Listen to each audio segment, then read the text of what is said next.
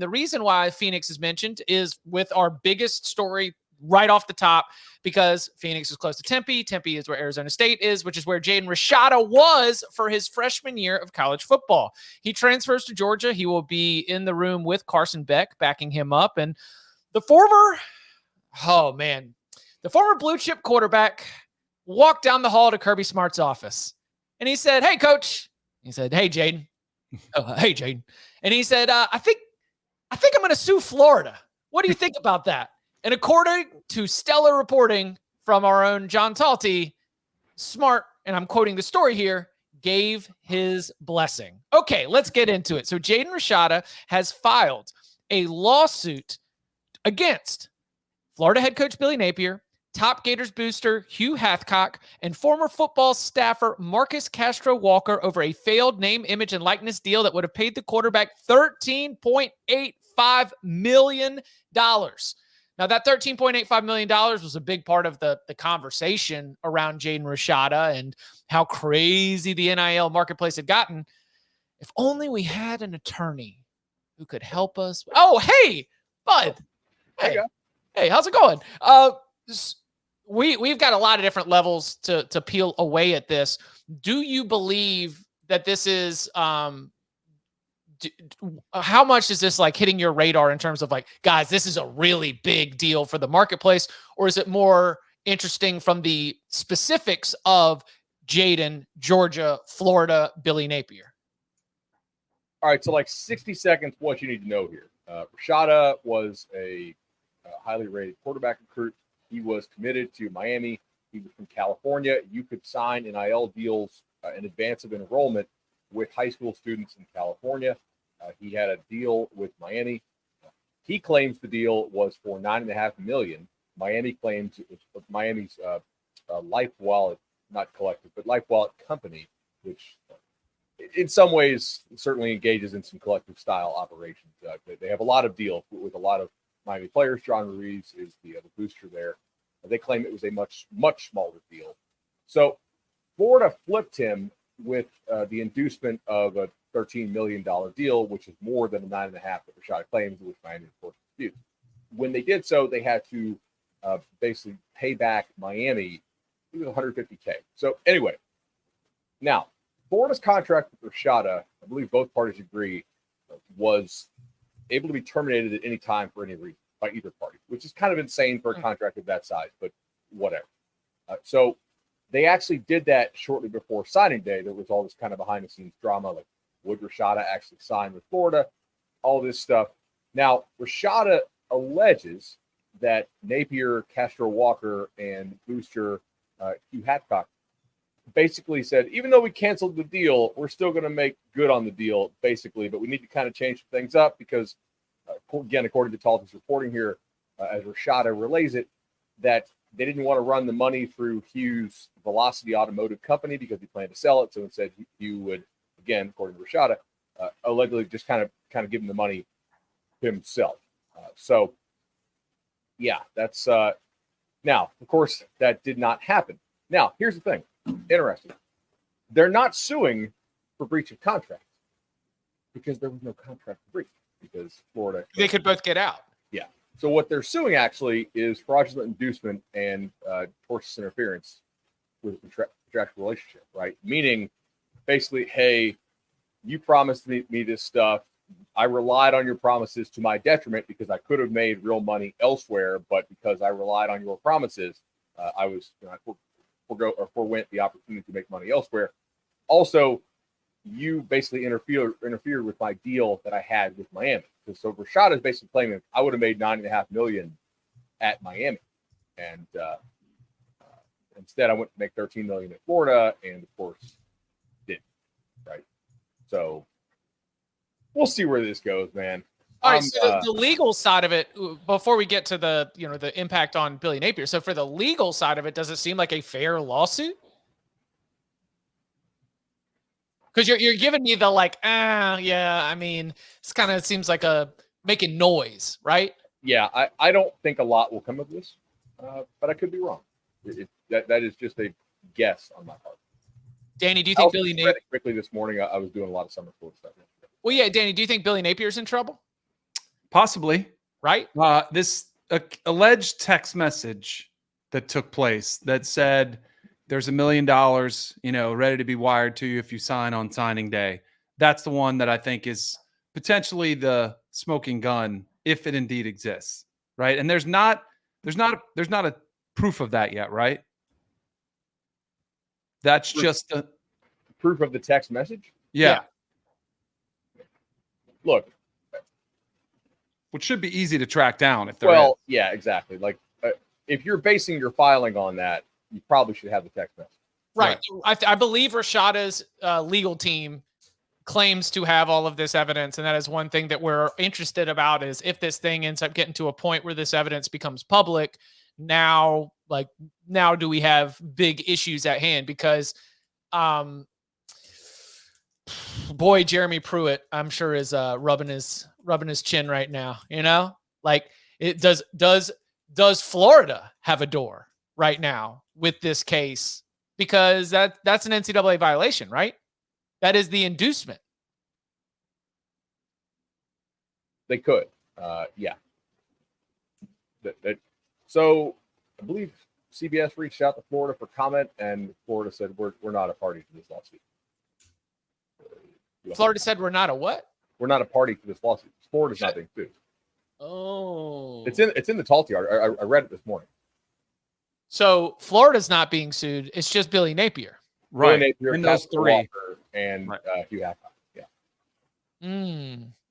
So Billy Napier might be in trouble. It is theoretically possible to do. Okay. So if we just did a whole show on coaches under pressure, we just led with Billy Napier, and we did the math on what kind of season would or would not have Billy Napier back, and the wins that it would need to be, and DJ Lagway and the way he performs. Is Jaden Rashada going to end up putting an end to this? I mean, this is it feels as though this is the kind of saga, this is the kind of story that we're going to jump all over because it's May 22nd. But if it results at the end of this with Billy Napier losing his job and Florida not having to deal with the same kind of buyout situation, it's incredibly significant. My guess here is that Billy Napier will sink or swim based on how they do this season, because lawsuits take a long time. Like, we'll figure out, like, are you beating Kentucky? Are you beating Oklahoma? Are you beating LSU? Long before we figure out, hey, like, did you actually do this? You also have the additional complicating factor that some of what is alleged is now legal, or nowadays not against the rules, because of what happened in the Tennessee West Virginia rule, right? With the federal court said, yeah, this stuff's legal. You can't just make these rules to block it. I know you saw the report that Florida State is challenging some of the sanctions to which it actually negotiated and agreed to, specifically the parts that are legal now under the court ruling.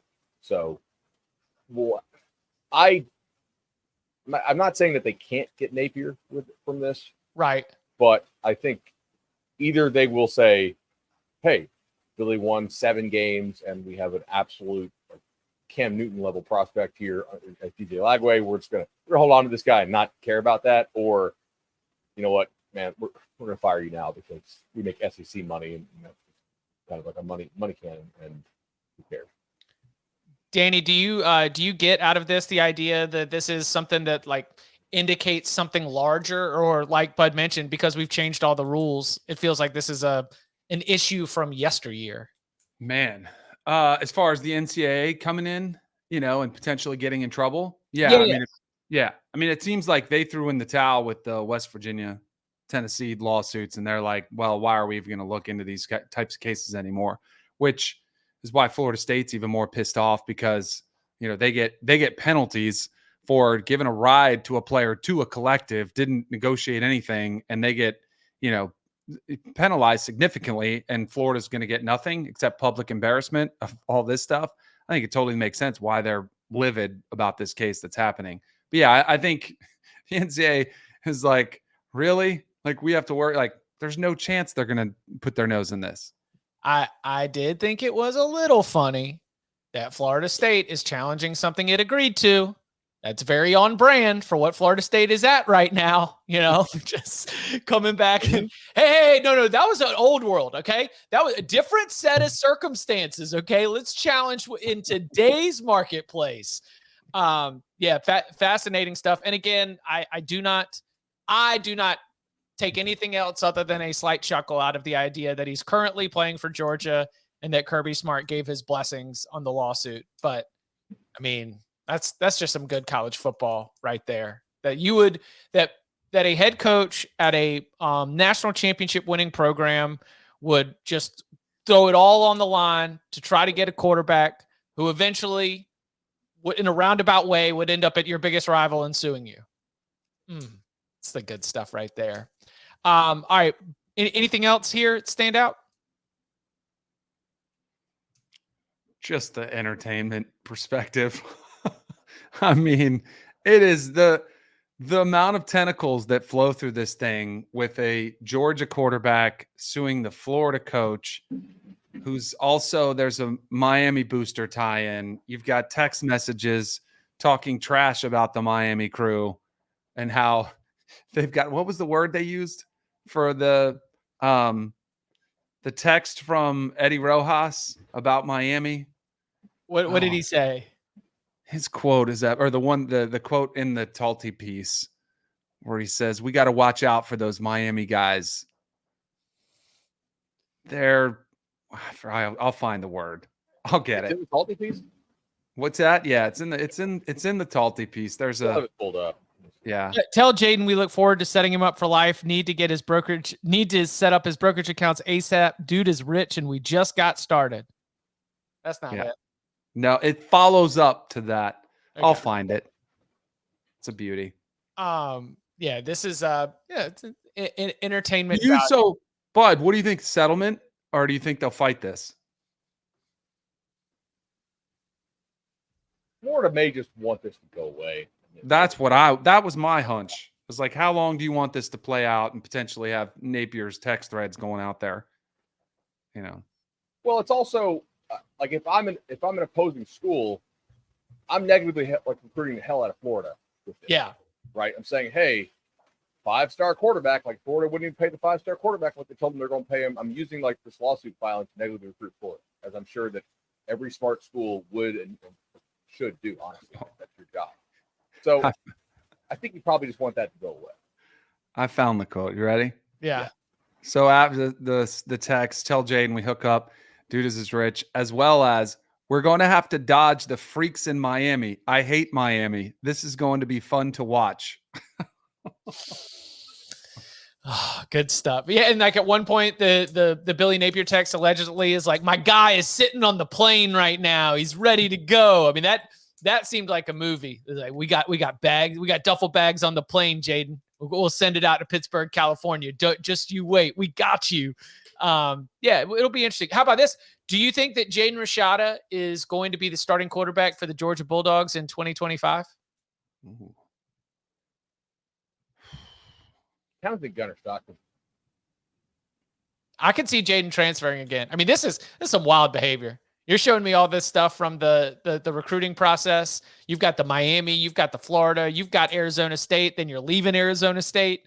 See, I don't feel bad for him at all. I don't think this is any of it's. No, I'm not saying you're saying it's his fault, but I think he's a victim of circumstance. I think in this landscape, which was so new at the time, he was thinking he was about to get rich, thought he had a deal, was ready to go to Florida, and then all of a sudden the money falls through. I think a lot of this is the actual, case of what happened. The Miami money then fell apart.